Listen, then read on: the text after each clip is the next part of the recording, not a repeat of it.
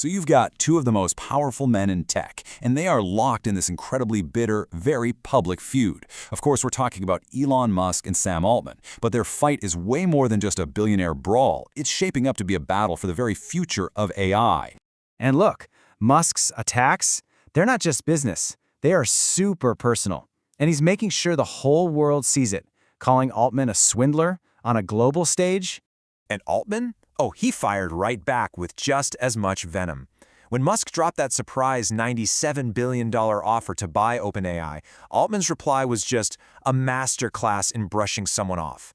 So you have to ask, how on earth did we get here? Well, here's the craziest part. They didn't start out as enemies. No, they actually started this whole thing as allies, as co-founders with this grand vision to literally save humanity. So what went so wrong? How did a partnership for good spiral into this all-out war? That's the story we're going to unpack right now. To really get this feud, we have to rewind the clock. Let's go all the way back to 2015, when it wasn't a fight that brought them together, but a shared fear. So back in 2015, you have Musk and Altman, and they're worried. I mean, really worried. They had this nightmare scenario where a company like Google creates a superhuman AI, does it behind closed doors, and has zero oversight. Their answer was to build an alternative, a non-profit one. And you know, their original mission, it was beautiful, really. So simple and idealistic. Create AI for the good of all humanity, not to make a buck. It was actually Musk who insisted they call it OpenAI to really drive home that idea of transparency. And he put his own money where his mouth was because he genuinely believed AI was this massive, existential threat. And for a little while, it worked.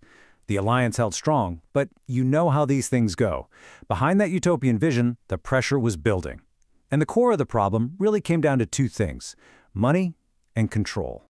Yep, by 2017, that beautiful dream started running into a brick wall of reality. And that brick wall had a name: money. OpenAI was just burning through cash at an unbelievable rate. I mean, the computing power they needed for their research cost a fortune. And it forced them to have a really tough conversation. Could they actually afford to stay a nonprofit? And right as they started talking about maybe becoming a for-profit company, that's when Musk saw his opening. He came in and laid out his terms, and they were crystal clear.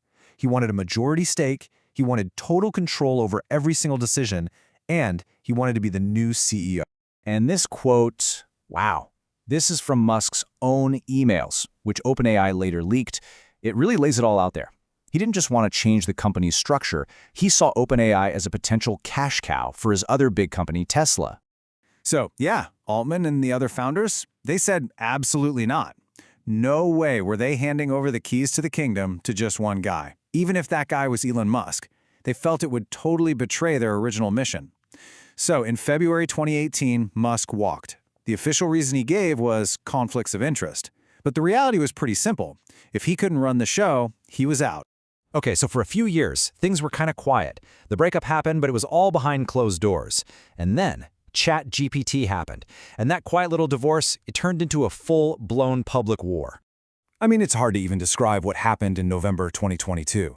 ChatGPT didn't just launch, it exploded onto the scene. We're talking 1 million users in just 5 days. It was insane. And all of a sudden, Sam Altman was the face of this AI revolution. And Musk? Well, he was sitting on the sidelines, and he was furious. And seeing this massive success, well, it seemed to really set Musk off. Because in 2023, his actions started getting, well, kind of weird and contradictory. On one hand, he's very publicly signing this letter, calling for a 6-month pause on all advanced AI development, talking about safety risks. But at the exact same time, he was secretly building his own AI competitor, xAI, and its chatbot, Grok, which he basically pitched as an anti-woke AI that wasn't afraid to be politically incorrect. So now you've got these two competing ventures out in the open, and things escalated fast. We went from salty tweets to actual real-life lawsuits. So in March 2024, Musk files a lawsuit. And the language his lawyers used? It was straight out of a movie. They're talking about betrayal on a Shakespearean scale. His whole argument was that he was tricked, that he was conned into funding a nonprofit that morphed into this for-profit monster controlled by Microsoft. But OpenAI's comeback? Ah, it was brilliant. Just a total power move. They didn't just issue a press release, they dropped his old emails from the early days of the company. The emails that showed he was the one pushing for a for-profit structure and trying to link it to Tesla. The message was loud and clear. You're not mad we betrayed the mission, you're mad we did it without you. So Musk drops that first lawsuit, but he wasn't done. He filed another one. And then came the mic drop. In early 2025, he makes this wild, unsolicited bid to buy the entire company for nearly $100 billion. It was just a stunning, blatant attempt to take back the control that he'd lost all those years ago. Okay, so look, it's easy to see all this as just a juicy celebrity drama, but it's so much more than that. At its heart, this is really about two completely different ideas for how we should build the future. You've got Musk, who sees himself as the lone genius, right? The disruptor who believes you have to drag humanity into the future by sheer force of will to fight off these existential threats. And then you have Altman. He's more of a network orchestrator. He's a pragmatist. He works with the big powers like Microsoft to get technology out there at a massive scale and build systems for what he sees as a more abundant future, like universal basic compute. So, after all that, who's the good guy? Who's the bad guy? Well, like with most things, the truth is, it's just not that simple. They both have some really valid points, and frankly, they both have some serious flaws. Let's be real, Musk has a point. OpenAI is a long way from its open-source, nonprofit roots. That's undeniable. But Altman's not wrong either when he points out that Musk's actions, trying to build a competitor while telling everyone else to hit the brakes, it just reeks of jealousy and self-interest. And that's why this isn't just a tech soap opera. This is a battle over who controls what might be the most powerful technology ever created. So at the end of the day, forget the celebrity drama for a second. This is a clash between two fundamentally different philosophies for our future. One is banking on open, loud, confrontational disruption to save us. The other trusts in pragmatic, collaborative partnership to build a better world.